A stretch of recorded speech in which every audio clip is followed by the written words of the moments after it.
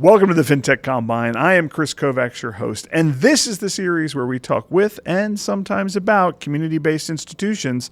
We talk about their adoption of new technology, and we meet with the fintech providers who are bringing them those new services. Today we're speaking with Rick Leander, the CEO of LFB Holdings. He's a venture investor and a behavioral economist. And today we're going to talk about how you can use behavioral economics to solve problems in your startup or in your established institution. So if you're ready, let's suit up and get out on the field.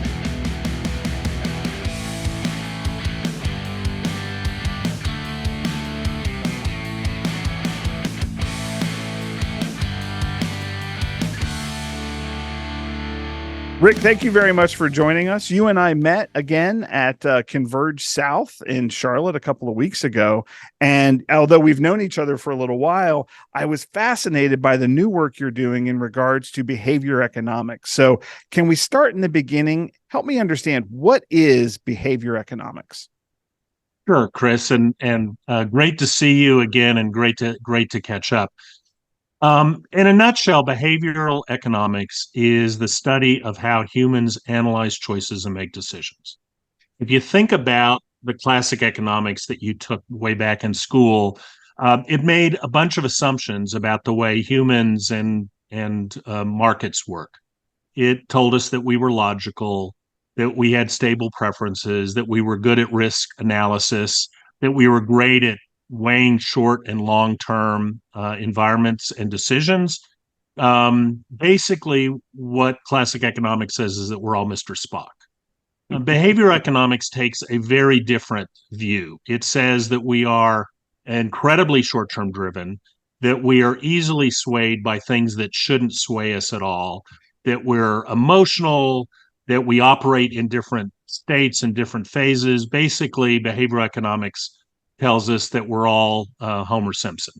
But the good news is that we're Homer Simpson in ways that are incredibly predictable. In fact, Dan Ariely's book, Irrationally Predictability, or Irrationally Predictable, says that we know what these patterns are, we know what causes them, and so if you're smart, you can build environments that help people make smarter decisions.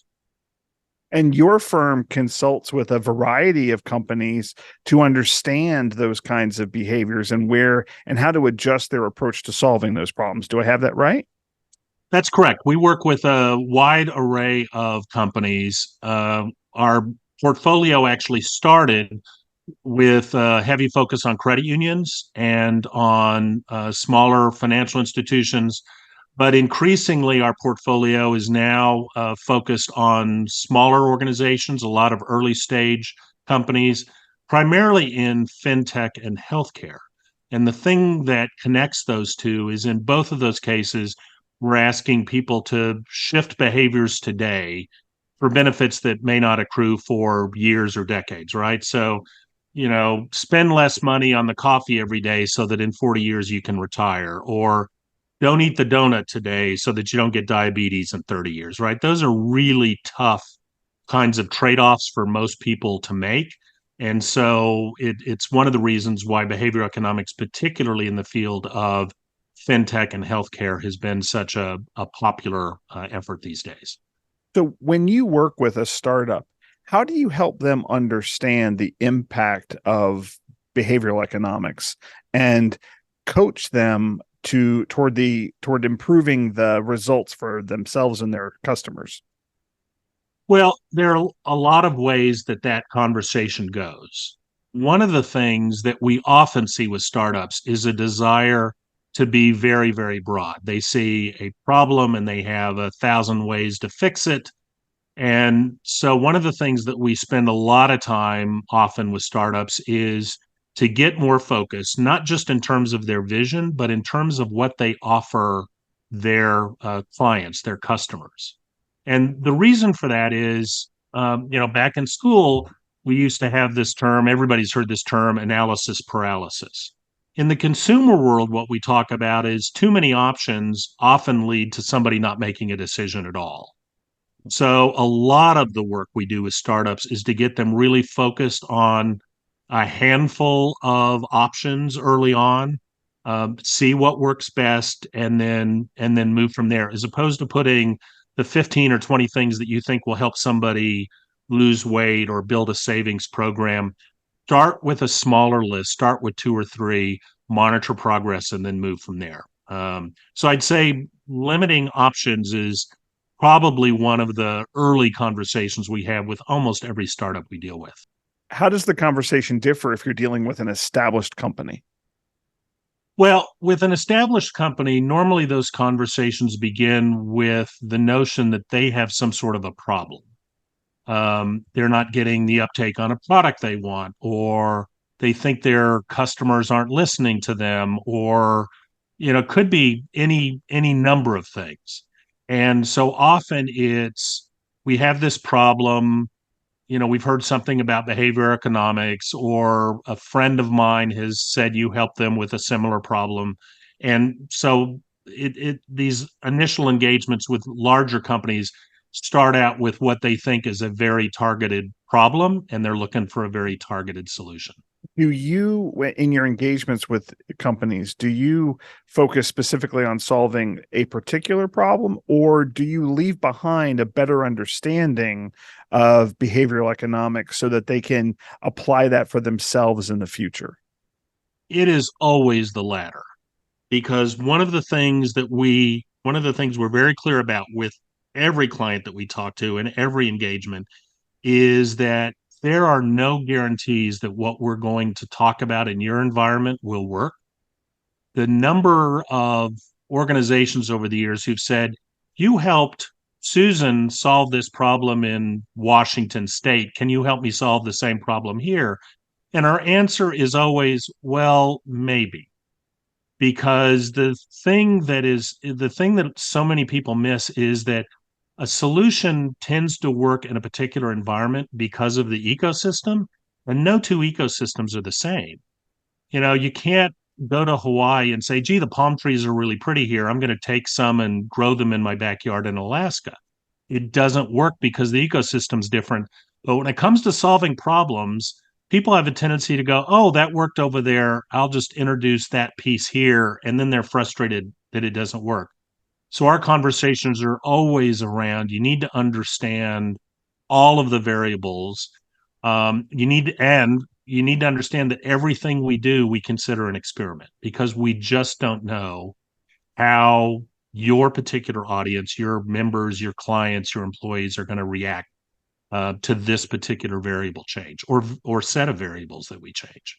I see it so often in credit unions where a credit union has a success with some piece of technology, and another credit union says, oh, if I just get that technology, I'll be exactly the same. And we actually saw this at Coastal when we introduced ITMs. People thought, oh, I'll just get ITMs and it'll be the same. And they failed to realize to your case, the ecosystem of changes in regards to hiring and training and delivering services that were all necessary to make that successful. One of the things I'm interested in is, if I'm a young entrepreneur or I'm an executive in an established company and I want to learn more about behavioral economics, Rick, where do I start? How do I start to understand this for myself?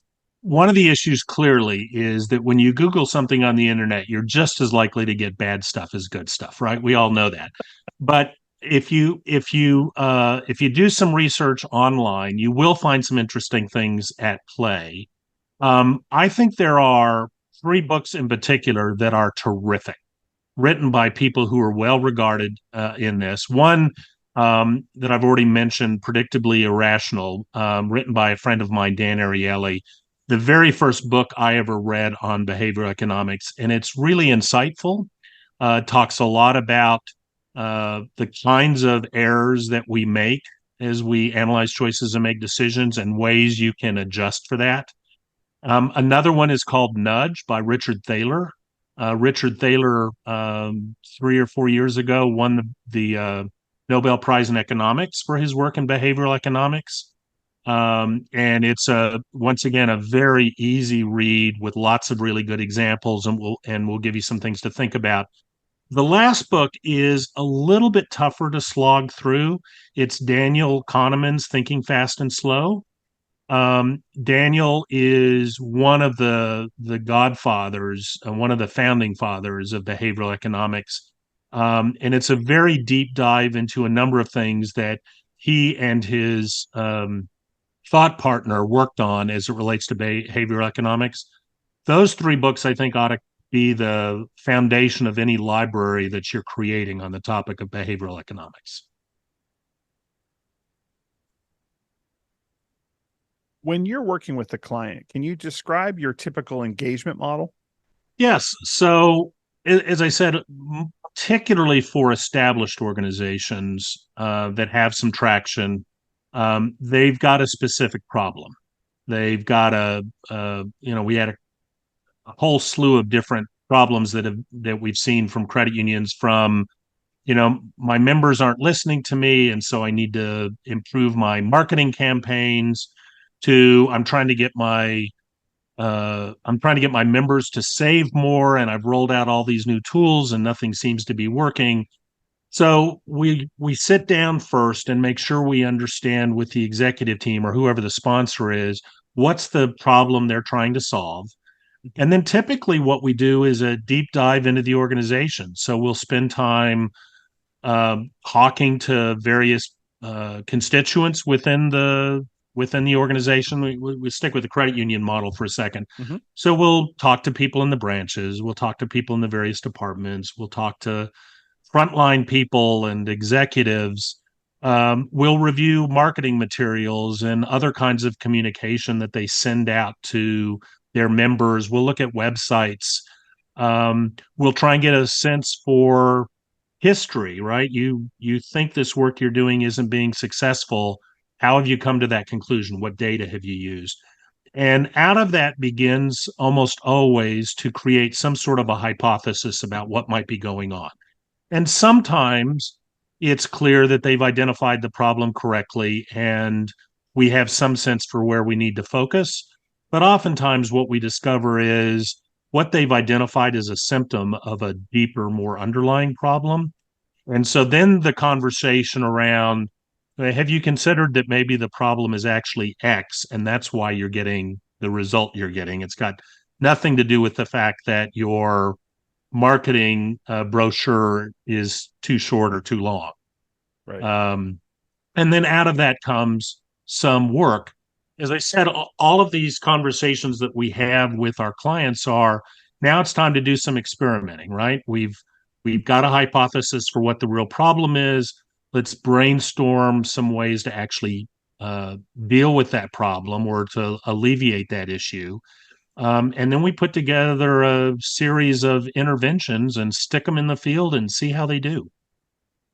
Excellent. Do you ever consult for organizations who are planning to do big changes? Were you working with them in advance, or do you require the identification of the problem first?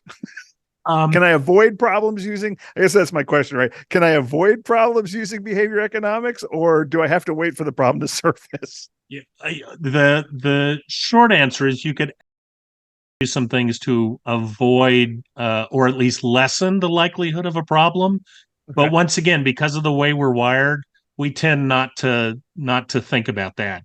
At least for established companies, we have some venture capitalists that we work with who will introduce us into one of their portfolio companies early on because they think we can be helpful as a company's thinking about a pricing structure or product options, as an example.